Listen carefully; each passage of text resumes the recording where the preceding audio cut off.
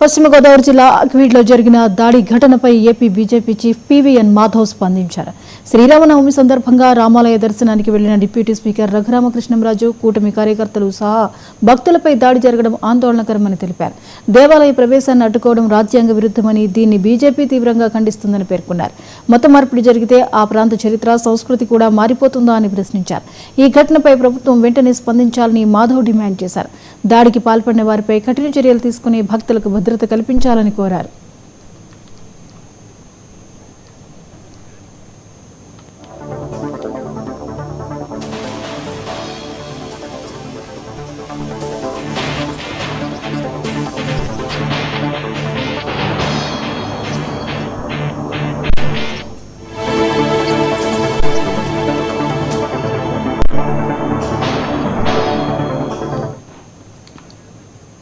ప్రభుత్వ పాఠశాలల అభివృద్ధి